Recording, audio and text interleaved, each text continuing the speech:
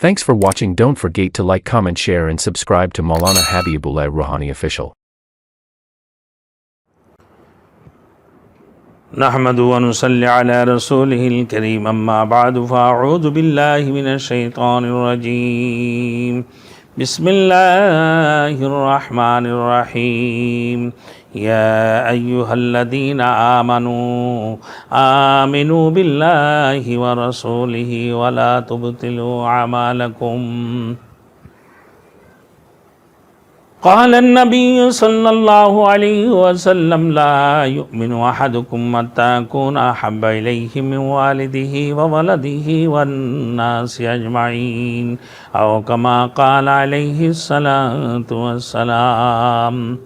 میرے محترم دوست و بزرگ، آج میں آپ لوگوں کی سامنے جو شب قدر کے بارے میں، جس رمضان المبارک کی معنی میں یہ ایک رات جس کے نام شب قدر ہے،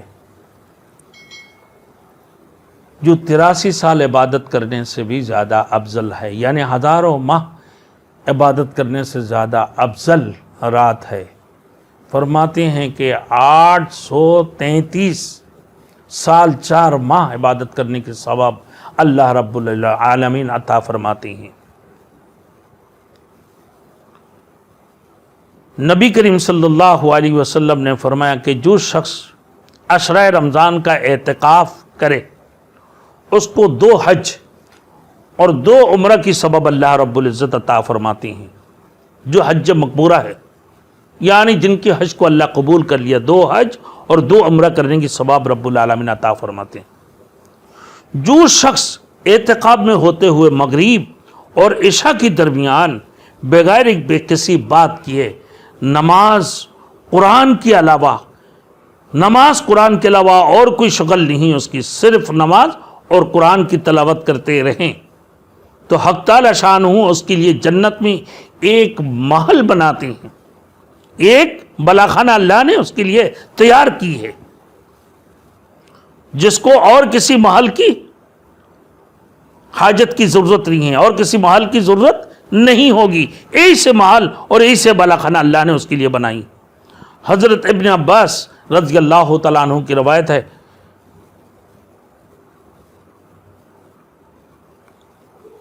انہوں نے حضور مقبول صلی اللہ علیہ وسلم سے یہ ارشاد فرماتے ہوئے سنا کہ جنت کو رمضان شریف کے لیے خوشبوؤں کی دھونی دی جاتی ہے۔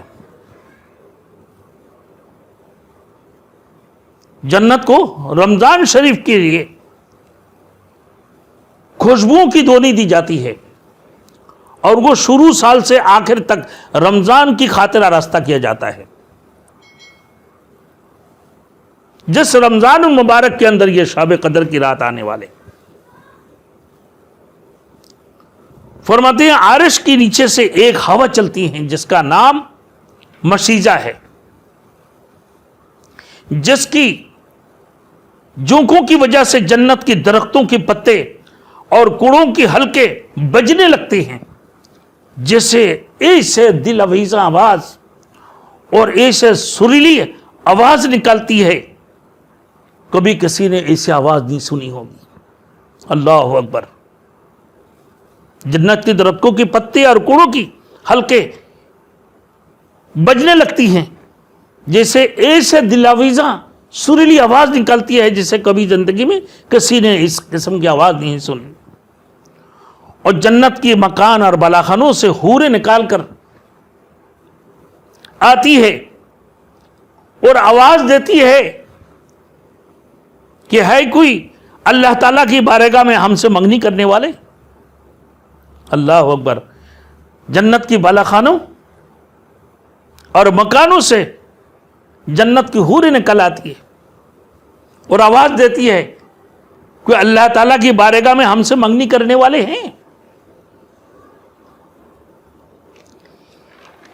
یہ اعتکاف ایک شب قدر کو پانے کے لیے 2 حج اور 2 عمرہ کی ثواب اللہ رب العزت عطا فرماتے ہیں۔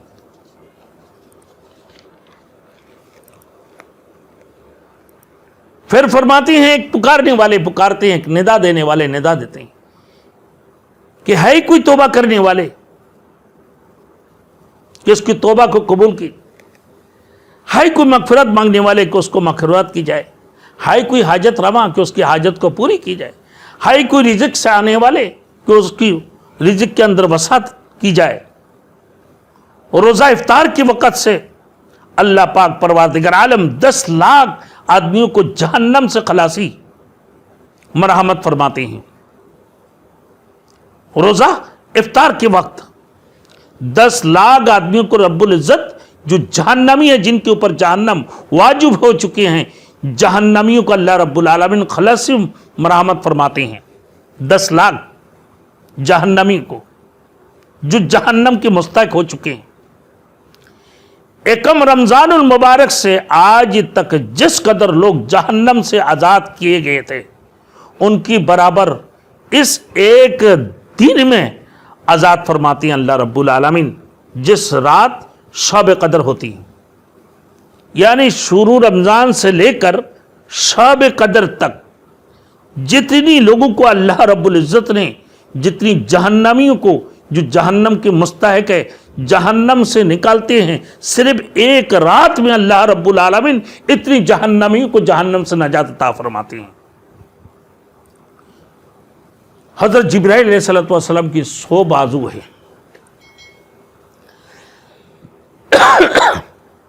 دو بازو کو صرف اس رات میں کھولتے ہیں حضرت جبرائیل امین، جن کو مشرق سے مغرب تک پھیلا دیتے ہیں، ایک طرف مشرق دوسری طرف مغرب۔ تمام فرشتوں کو کہتے ہیں جو ذکر اور تلاوت قرآن اور نماز پڑھ رہے ہوتی ہیں ان کو سلام کریں۔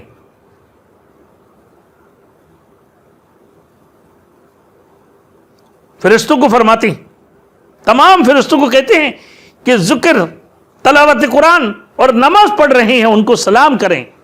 پھر فرمایا کہ اللہ سب کو معاف کر دیا ہے سوائے 4 شخص کی جو شراب نوشی کرنے والے ہیں، یعنی توبۃ النصوح اگر اس نے نہیں کی، والدین سے نافرمانی کرنے والے اگر اس نے خالص توبۃ النصوح نہیں کی، اور کہتے رحمی کرنے والے جب تک وہ توبۃ النصوح نہ کرے، اور پھر کینہ رکھنے والے جب تک وہ توبۃ النصوح نہ کرے۔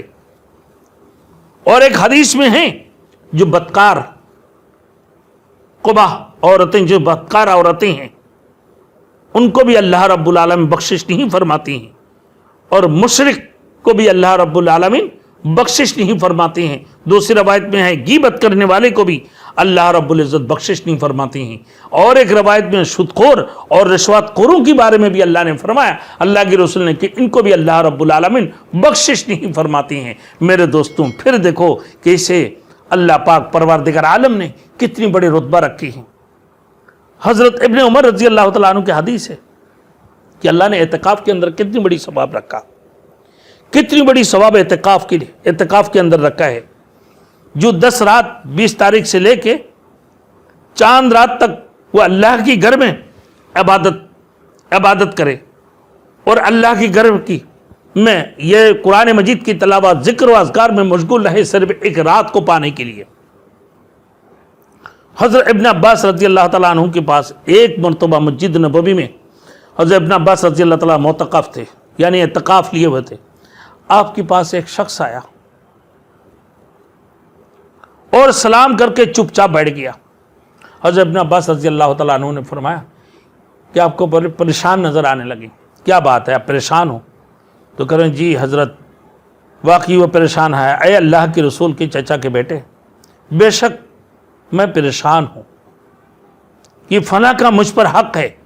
نبی کریم صلی اللہ علیہ وسلم کی قبر اطہار کی طرف اشارہ کر کے کہا، اس قبر والے کی عزت کی قسم میں اس کی حق ادا کرنے پر قادر نہیں ہوں، میں اس کی حق ادا نہیں کر سکتا ہوں۔